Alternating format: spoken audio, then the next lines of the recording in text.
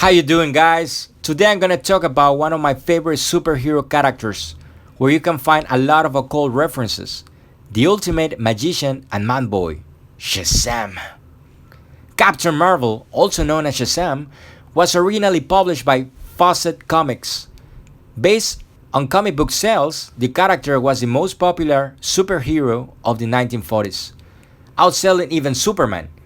He's the alter ego of Billy Batson, a boy who by speaking the magic word Shazam becomes someone completely different. Writer Bill Parker and artist Cissy Beck created the character in 1939. Captain Marvel was also the first comic book superhero to be adapted into a film in 1941. Fawcett stopped publishing Captain Marvel related comics in 1953, as they lost a copyright lawsuit battle with DC Comics, since they say that Captain Marvel was a copy of Superman.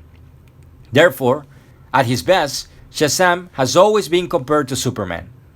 In 1972, Fawcett licensed the character right to DC, which by 1991 acquired all rights to the entire family of characters. During the time the Captain Marvel Shazam comic book character was not published due to the dispute they had, Marvel Comics took advantage and launched his own Captain Marvel. Due to trademark conflicts over the other character name owned by Marvel Comics, DC has branded and marketed the character using the trademark Shazam. Since his 1972 reintroduction, this led many to assume that Shazam was the character name. DC renamed the mainline version of the character as Shazam. As an action figure collector, I have a couple of figures. I have the Retro Action and First Appearance figure, the DC Universe Classic Wave 6, and also the DC Universe Crisis Series 1 figure as well. One of the things I remember when I was a kid was watching the series when Billy Batson entered the cave, and I was not really sure what was the deal with all these characters talking to Billy. Later I found that the wizard Shazam would give Billy the attributes of several gods, titans, kings, and demigods. Shazam was the acronym of 6 immortal elders: Solomon, Hercules, Atlas, Zeus, Achilles, and Mercury. And he was able to transform himself into a custom adult with the powers of superhuman strength, speed, flight, and other abilities. But who are these guys? First one, Solomon, wealthy and wise king of Israel, builder of the first temple, and many consider a true magician. But more about Solomon later. Hercules is a Roman hero and god. He was the Roman equivalent of the Greek divine hero Heracles, who was the son of Zeus. Hercules is famous for his strength and for his numerous far-ranging adventures. Atlas. In Greek mythology, he was a titan condemned to hold up the celestial heavens for eternity. Atlas also plays a role in the myths of two of the greatest Greek heroes, Hercules and Perseus. Zeus is the sky and thunder god in ancient Greek religion, who rules as king of the gods of Mount Olympus. His mythology and powers are similar, not identical, to those of Indo-European deities such as Jupiter, Perun, Indra, Dyaus, and or Thor. Achilles, in Greek mythology, was a hero of the Trojan War, the greatest of all Greek warriors. The term Achilles' heel has come to mean a point of weakness, especially in someone or something with an otherwise strong constitution. Mercury is a major god in Roman religion and mythology. Like Hermes, he was also a god of messages, eloquence, and of trade, particularly of the grain trade. So one of the things that are really interesting about the whole mythology of Shazam is that by using a name, he's able to invocate powers from different deities, entities, gods, kings, titans. And this is not something new. The name of a god or a being or a spirit, most of the places consider something sacred.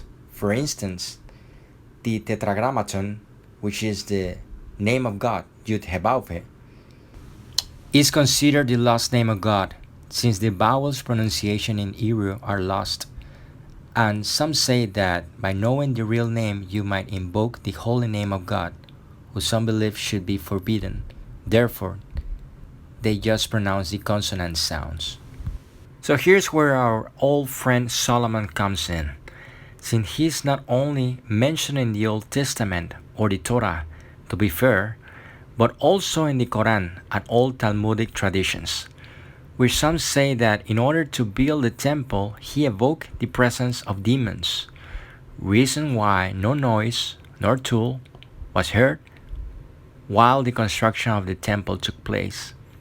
Asmodeus is one of those demons that were evoked according to the old traditions by Solomon, by using the equivalent of the names in forms of sigils. Knowing the name of the spiritual being is not exclusive to magical rituals. In movies like The Exorcist, which is based on the actual Catholic Church ritual, once the priest, after asking for the demon's name, identified him as Pazuzu, is able to free the girl from the possession. So in true fashion, what we see here is that Billy Baxton uses the wizard's true name to perform an invocation. But what is an invocation? In actual invocation rituals performed by real-life occultists, the goal is to embody the attributes of a spirit and to remain in control at all times. An evocation is, however, dissimilar in that the practitioner or operant is conjuring a spirit or entity for a specific task, information, or some practical application aimed at manifestation in the physical world.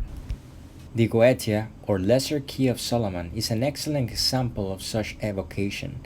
It consists of explicit instructions for conjuring the 72 demons of Solomon in order to aid the operant in finding lost treasure, raising storms, and aiding in legal matters. Poke Runyon, ceremonial magician and practitioner of this magical system, once was asked if all of this was not simply something part of his imagination, which he responded that indeed it was, but that people were not aware of how real our mind and imagination could be. The invocation or evocations, whether the practitioner is performing a ritual to banish or invoke an entity, are not really taking place from the outside and within, but from the inside instead. Since within our minds, the demons, angels, gods, and or archetypes are none other than aspects of our own personality and therefore living inside of our head and soul. So let's say that you're a very shy person and you have a meeting. By doing an invocation of a specific archetype, Mercury for instance, you would embody the attributes that would allow you to behave on that fashion. So here's what is interesting about the Shazam character. Within the mythology of the character, we find two aspects that magicians really use on their pursuit for a specific result: using the name of a deity and performing an invocation. Knowing the attributes, the symbology, and archetypes that define each figure is a tool for some in real life to transform for the good on the pursuit for improving as a human being. Psychologists found that certain techniques where invoking attributes within the subconscious mind have shown to be effective when assisting people with challenges or phobias.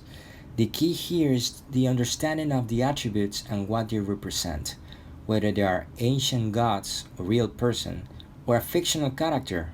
Why not? The Smurfs are good examples, and trust me, there are plenty to choose. So anyways, getting back to Shazam, I hope this brings some information on how fictional comic book characters are part of our popular culture and the collective conscious are more than just comic book heroes, but are our modern archetypes, where we can find wonderful examples of magic references that allow us to understand better the system. So remember, when you're on that position or that place where you don't feel capable of accomplishing a certain task, just visualize that character. whether it's a real person, a movie character, or a hero, and try to embody its persona. Go ahead, try it. As long as it's for your own good or for the others, just give it a try.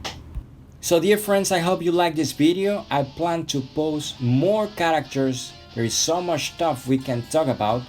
Oh yes, I know I didn't mention you. Oh damn it. Black Adam, hey, listen. Black Adam, take it easy. Hey, come on.